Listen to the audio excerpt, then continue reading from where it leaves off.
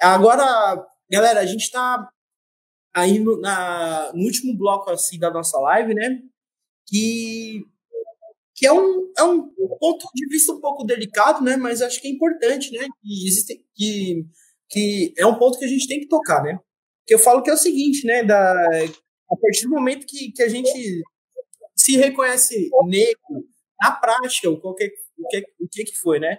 Infelizmente, no meu ponto de vista, como eu me reconheci negro, foi através do racismo, né, cara? E existem duas situações muito simbólicas, né, cara? Eu lembro que existem coisas que é simbólicas, que é muito simbólica, assim. Que muita gente nunca vai ter essa experiência. Por exemplo, quando a gente vai no mercado, cara, que a gente faz a piadinha, né? Eu lembro que tinha um mercado aqui, que eu não vou citar o nome, né? Que pode ser embaçado, né? Que a gente começava a andar e via um cara que parecia um Rincon, que jogava no Corinthians nos anos 90, né? E daí a gente zoava, né? A gente entrava no mercado aí, um grande atacadista, né? Entendeu? E daí que a gente até ficava assim, o Rincon, vindo marcar a gente de novo. Virava piada interna, né? Daí eu vou contar, tipo, alguns casos que aconteceram comigo. Dois simbólicos, que um foi recente, que até a galera aí que tá atuando sabe, né? Eu lembro que quando eu era mais novo, eu fui comprar um barbeador, né, cara? E eu comprei um barbeador e eu paguei tudo tranquilo, daí eu coloquei no bolso, mano. E daí tipo, a caixa esqueceu de tirar esse sinalzinho alguma coisinha lá do barbeador. E daí, quando entrou, eu era muito inocente. Daí, quando eu saí, daí começou a apitar algum alarme do mercado. Daí eu passava, apitava, voltava, apitava. E daí eu fui muito inocente. Daí eu cheguei e perguntei no segurança, né? Ô, por que tá apitando isso daqui, né? Rapaz, o segurança já me grudou e já foi me levando pra uma salinha, né, cara? Mano, todo mundo conhece essa história de alguém dessa salinha que fica sempre numa loja ou no estabelecimento.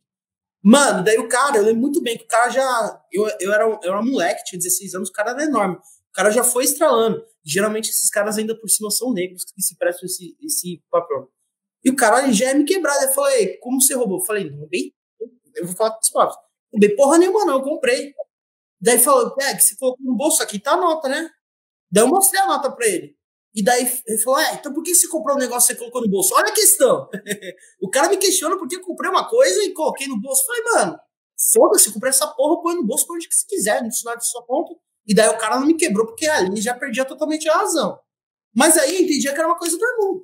Toda hora você escuta que alguém é quebrado no mercado, toda hora você escuta que alguém toma uma sorra no mercado, mas isso tem cor de quem leva um pau no mercado. Eu garanto que todo mundo aqui tem uma história com o mercado de perseguição ou essa linha.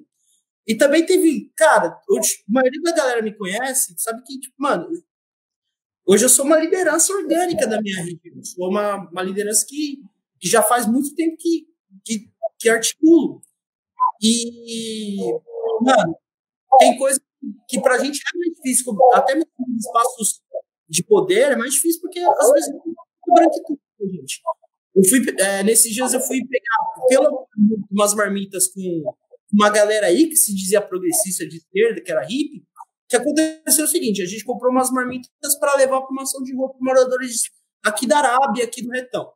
Na primeira semana, na primeira vez que foi uma companheira nossa, Andréia, né? Uma companheira nossa, com uma aparência branca, cabelos loiros.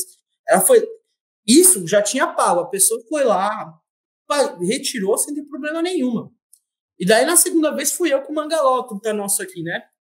E, cara, isso foi um absurdo, cara. Primeiro que o cara, ele fazia a marmita a um preço de 3 conto, é um restaurante lá de Osasco, né? Ele fazia o preço da marmita a 3 conto, para quem diz que ele só vendia esse preço para ações populares. E daí, quando eu fui retirar a marmita, cara, o cara, tipo, me barrou. Daí, tipo assim, o cara, por exemplo, assim, cara, vocês conhecem quanto eu tô militando, mas isso não é justificativa. Qualquer pessoa que você retirar lá, não deveria passar por isso. O cara me barrou, cara, e eu tive que provar que eu era um militante, que eu era liderança. Eu tive que entrar no Facebook, na página do Apoio Mútuo, e mostrar foto minha, tipo, atuando. E o cara ainda ligou no número do Apoio Mútuo para perguntar. E o cara ainda é progressista, né? Esses padrãozinhos de coque, né? Não vou falar sobre coque, vou me controlar para isso. O cara ainda falou, não, é porque eu não tenho essa garantia, a gente faz procedimento de segurança. Quem garante que você não vai pegar essas marmitas e vender por R$ 8 por aí? Que a gente tem que fazer isso, que a gente não conhece. Daí eu falei, ora, boss, daí na hora você se toca, né? É que eu tenho um cara de quem vai pegar marmita e vender por 8 conto, né? Daí o cara ficou super constrangido, daí eu fiz um enfrentamento. Tanto é que a Ana Cláudia e o Clodoaldo também já entendeu na hora, já bateu porrada e a gente boicotou. E a gente queimou todos os outros grupos culturais que pegavam lá, a gente queimou. A gente resolveu não expor o nome dos caras, mas a gente fez questão de queimar, porque um cara que se diz progressista toma uma atitude dessa, mano, sem contar que tem uma coisa muito básica aí. Se o cara já recebeu o pagamento, não interessa se fosse pegar a marmita e vender por 8 conto. O cara tinha que fazer esse procedimento de verificação antes do pagamento. E fala um pouquinho dessa. E é aí que você entende a melanina, cara. Porque a Andréia nunca passaria por isso, né? E nem mesmo essa questão do Rincon marcando no mercado, que a gente falava. Você tem alguma coisa para falar sobre isso, ou Jennifer? Bom, eu acho que foi como você falou, né? A gente, pelo menos acho que eu também tive a mesma experiência, é que a gente entende que você é negra quando você passa por uma situação racista. Porque na infância, a gente não tem essa percepção. Eu, pelo menos, eu não tinha essa percepção. Eu não sabia quando o meu pai que falava para mim, olha, quando você passar no mercado, você deixa a nota, segura a notinha, guarda a notinha. Eu não tinha essa percepção, sabe? De eu guardo a notinha. Por que eu guardo? Mas eu fui criada com esse hábito. Eu sempre fui criada com o hábito de guardar a notinha do mercado. Mas quando criança, adolescente, eu não tive essa noção. E aí a gente começa a ter noção depois de adulto, assim. Eu agora adulta, eu sei que uma vez que eu fui numa lanchonete, eu estava com a minha tia, branca, e o rapaz que estava atendendo, ele não me deu um lanche por ele achar que eu estava pedindo, e teve que ir perguntar para minha tia se eu realmente ela ia pagar o meu lanche, como se eu fosse uma pessoa, uma moradora de rua, por causa do meu tom. É aí que a gente percebe, sabe? Assim como o cabelo, né? Eu passei por transição ano passado e eu acho que aí é uma questão muito ampla, assim. A gente tem, acho que a questão do cabelo, assim, eu acho que é uma das nossas marcas, assim, e vira cicatriz, né? A gente querendo ou não, essas coisas viram cicatriz. Assim como você falou atualmente, foi começo desse ano, ano passado, a minha namorada, ela é branca, a gente foi no mercado, e aí aconteceu a mesma coisa do segurança, só que eu acho que a situação foi pior, porque a minha namorada, ela entrou no mercado e lá dentro tinha um caixa eletrônico, ela tirando o dinheiro do caixa, e ela mandou ir ver o suco. O rapaz, ele simplesmente saiu da posição onde ele estava e foi por trás de mim e ficou olhando na hora que eu estava olhando o suco, assim. Eu estava vestida normalmente, então estava tão bem vestida quanto a minha namorada. Então, assim, eu acho que são várias questões, assim. Tive questões no meu trabalho, eu trabalhei em shopping, então ali era uma região que tinha uma região mais, como eu digo, era uma região centrada mais nobre, né? E ali a gente vê a importância de pessoas negras em todos os lugares como liderança, né? Eu passei por um racismo para uma cliente e a minha sorte é que a minha liderança era uma mulher negra. Claro, ela fora das estatísticas, assim. Era uma mulher negra, tinha feito USP e, tipo, era uma mina que estudou, batalhou pra caramba para chegar onde é que ela tava. E aí esse acolhimento, porque eu sei que se fosse meu anterior gerente ou alguém branco ali, ela não ia ter esse acolhimento de entender pelo que eu passei. Então, assim, a gente percebe que é uma luta constante, né? Desde a questão, a gente estava falando do funk, que acaba sendo criminalizado por vir de estrutura periférica, de vir de estrutura negra, a gente percebe que se fosse como algumas outras músicas, alguns outros ritmos, foi apropriado culturalmente como branco, mas não é. Então, assim, eu acho que essa é uma grande questão. Particularmente, eu como mais velha, eu percebi que eu era negra, que eu me via como negra na prática, nessa questão de sofrer alguma coisa, de ser excluída de alguma coisa por causa do meu tom.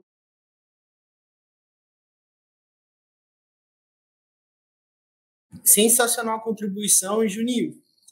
Podia falar um pouquinho mais sobre esse assunto aí, mesmo você sendo uma liderança? Eu acho que, primeiro, dizer que muito legal aí, importante, né, esses depoimentos que vocês trazem, né.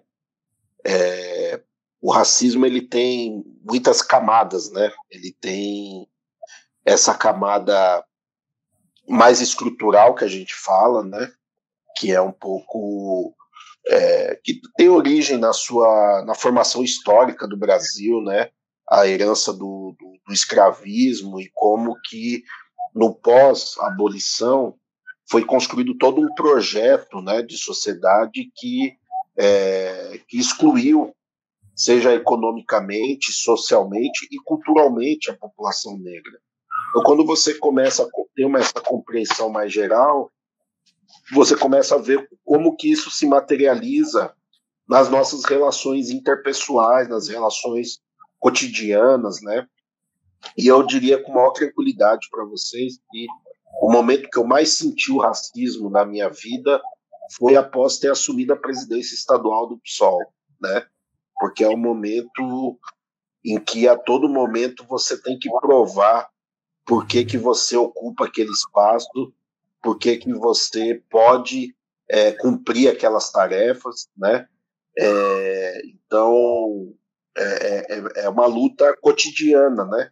E a gente vai percebendo ao longo da história, né, como vários projetos que você almejou e que você muitas vezes não conseguiu desempenhar, porque, né, esse funil social, econômico e racial vai te impedindo de acessar determinados lugares, né? Então, isso é muito importante, essa reflexão, e eu acho que ela é a porta de entrada para a gente sensibilizar as pessoas, né? Eu acho que é a partir dessa percepção do cotidiano, né?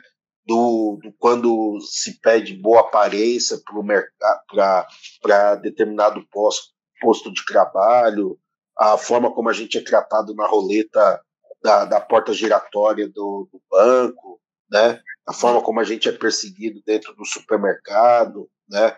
Os olhares nas ruas, né? Tudo isso vai construindo essa percepção, né? Essa questão do cabelo que a Jennifer colocou de forma tão pertinente, que é quase uma tortura para as meninas negras desde pequena, queimar o cabelo para ser aceita, né? Então isso é uma violência, né? Uma violência física e uma violência simbólica também, né? Então o grande papel, né, social do movimento negro é justamente esse: resgatar esse orgulho, essa identidade, e transformar isso em luta política, transformar isso em força de ação e de mobilização para derrubar essa estrutura de sociedade que nos oprime e nos causa tantas angústias e tantas mazelas.